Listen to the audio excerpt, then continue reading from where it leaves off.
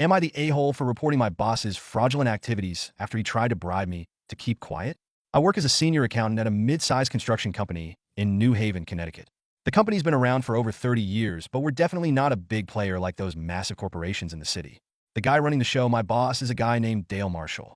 He's been the CEO for about a decade now, and he's one of those people who comes off as this charming, charismatic businessman. Everyone loves him. He's always got the right words to say, smooth talker, can make you feel like you're the most important person in the room. But here's the thing. I've always had this nagging feeling that something wasn't quite right with him. He had that slimeball vibe, you know? Always too polished, too good to be true. Anyway, everything was fine, or so I thought, until about 3 months ago. That's when everything went south. One afternoon, out of nowhere, Dale calls me into his office. I wasn't too worried at first. I had a few reports to finish, but nothing out of the ordinary. When I walked in, he was sitting at his desk, scrolling through something on his laptop. He motioned for me to sit down, and I did. "Glad you could make it, Jenny," he said, his voice smooth as always. "Of course, what's up?" I replied, trying to sound casual. He shut his laptop and leaned back in his chair. "I need to talk to you about something important. I've been looking at some of the books, and I think you're ready for a little extra responsibility." His eyes were intense, but not in a way that made me feel comfortable. More like he was sizing me up. Extra responsibility? What are we talking about? Dale's smile stretched a little wider. "Well, let's just say there's been a few discrepancies with the company's financials. Things that we can overlook for the time being, if you catch my drift." He paused, watching my reaction closely. I frowned. "Discrepancies? What are you talking about?" "Look, I'm not saying this is all on you," he said quickly, his tone lowering. "But if you could just help me keep this under wraps, we can make sure you're taken care of. I'm talking about a nice little bonus, maybe a promotion, who knows? You keep quiet, and we'll both be in a better place." I froze. My heart started pounding, and I could feel my pulse in my throat. I had heard rumors about the company doing some shady things, but hearing it from Dale, directly, well, it hit differently. My brain was racing. Was this guy seriously trying to bribe me into covering up fraud? I didn't respond right away. Instead, I just stared at him.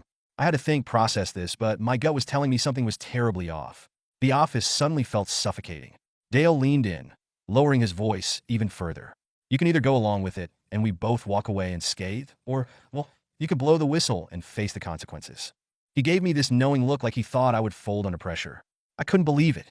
At that moment, I realized that this man, who I had trusted as my boss, was trying to manipulate me into aiding and abetting his fraud. I stood up abruptly.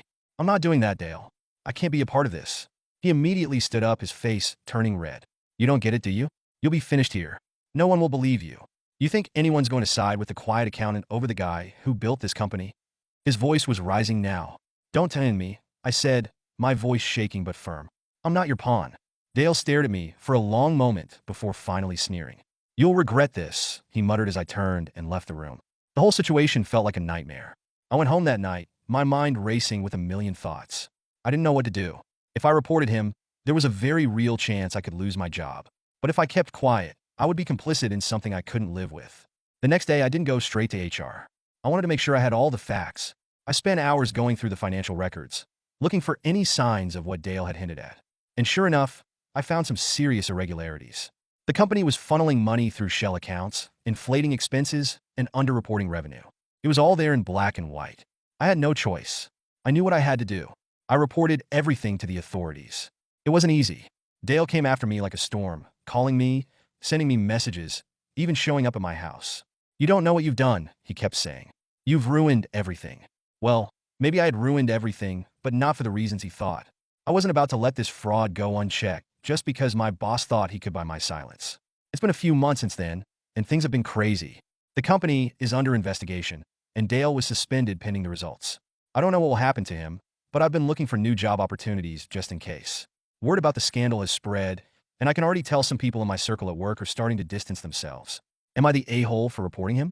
Should I have just walked away and kept quiet? Or did I do the right thing? I'm really torn about this whole situation. What if I just ruined my career? Or worse, what if I destroyed lives just because I couldn't turn a blind eye?